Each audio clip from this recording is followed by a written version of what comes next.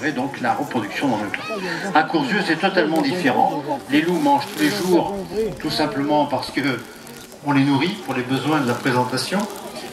Et oula, ça va être dur. Hein. C'est beau. C'est beau. Il y en a partout. Je n'ai pas vu. On va faire le tour. Ils savent bien. Ils attendent qu'ils s'approchent, ils viennent pas vers nous. Donc les loups mangent tous les jours pour les besoins de la présentation, et lorsque les dominants ont bien mangé un jour, eh bien, ce sont parfois les dominés qui viennent manger le lendemain en premier.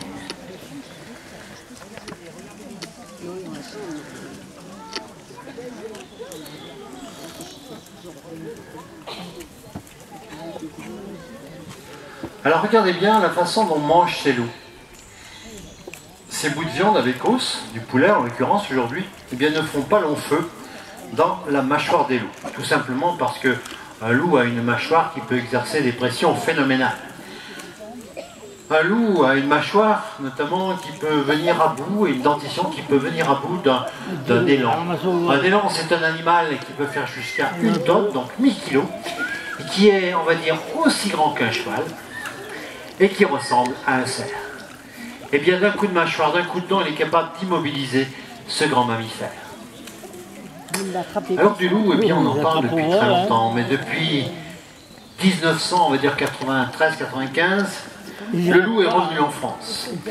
Des loups italiens vivant dans le massif des Abruzes, du côté de Rome, dans un grand parc naturel, ces loups s'étant reproduits, préservés par nos amis italiens, eh bien certains ont décidé de quitter ce territoire. Il n'était plus assez grand pour tous ces loups, et ils ont remonté toute la botte italienne. Ils sont venus coloniser toutes nos Alpes. Ils n'ont pas demandé la permission douanier, ils sont passés en France.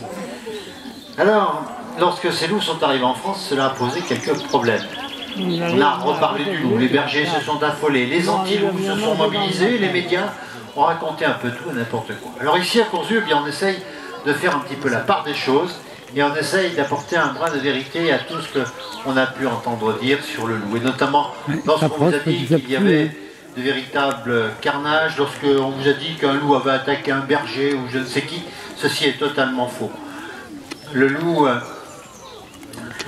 en général, n'attaque pas l'homme. Par contre, au moment où les moutons sont dans les alpages, en été, eh bien, là, ils payent un lourd tribut avec le loup.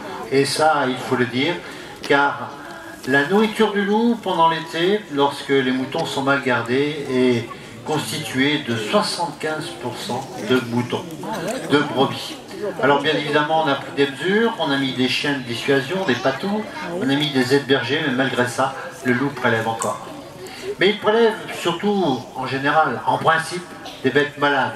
D'ailleurs, en hiver, lorsque les moutons sont plus là, eh bien le loup va plutôt prélever un mouflon qui est plus faible que les autres, un chamois qui est aveugle, un lièvre variable qui va moins vite dans la neige. Il va prendre un animal faible ou malade. Il va jouer un rôle de régulateur dans le milieu naturel en éliminant les faibles et les malades. Il va jouer son rôle de régulateur, son rôle de grand prédateur, son rôle de loup, tout simplement. Car le loup a un rôle très important dans la nature, le rôle notamment des boueurs.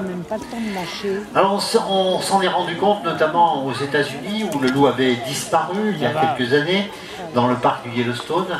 Le loup disparaissant, disparu même, eh bien on s'est aperçu qu'il y avait dans ce grand parc une prolifération de grands mammifères herbivores qui exerçaient une très grosse pression sur le milieu naturel. D'où la disparition de certaines plantes, arbres et arbustes. Eh bien, on a réintroduit le loup. Les scientifiques ont décidé de réintroduire le loup, et en réintroduisant le loup, eh bien, ces loups ont régulé ces grands mammifères herbivores, et on s'est aperçu que, de nouveau, on pouvait revoir toutes ces plantes, ces fleurs, ces arbres qui étaient broutés par ces grands mammifères, puisqu'il y en avait moins. Là aussi, il a joué un rôle d'éboueur, de régulateur d'une espèce qui était en trop grand nombre dans un endroit bien déterminé. Il a joué tout simplement, encore une fois, son rôle de loup. Alors il y a tous ceux qui sont contre le loup, tous ceux qui voudraient voir le loup disparaître. S'il disparaissait, ce sera encore un maillon de la chaîne qui disparaîtrait, encore un déséquilibre dans notre nature, et ceci pourrait être très dommageable.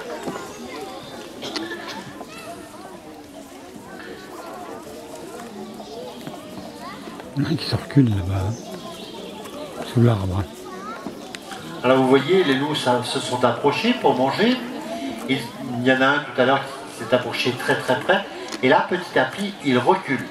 Il recule parce que au début de la présentation, eh bien, les loups avaient tout simplement une petite faim au creux du ventre. Et cette petite faim leur permettait d'oublier la peur de l'homme. La peur de l'homme qui restait ancrée dans la mémoire du loup, puisqu'il a été toujours chassé, pourchassé, exterminé par l'homme.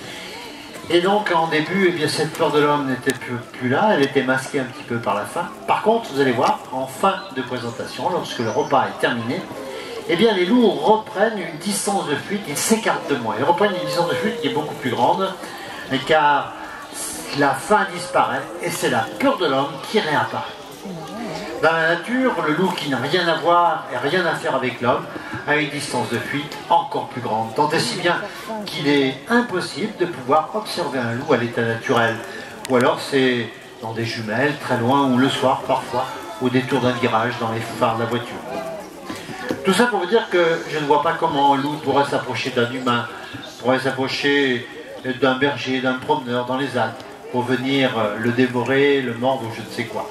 Ceci, on l'a entendu dans certains médias. Ceci est totalement faux, n'a jamais existé et ne tient que de l'imagerie populaire d'Épinal.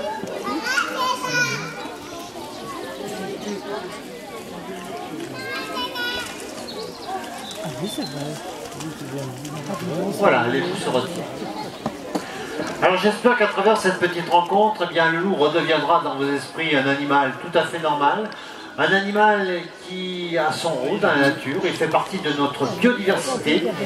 C'est un animal qui est un grand prédateur, un régulateur, donc il a sa place. Et il a sa place et donc il a le droit de vivre et d'exister. C'est du moins ce que nous pensons ici à Courson. Voilà, merci à tous et à toutes de votre attention et bonne fin d'après-midi et bon retour. À bientôt et merci.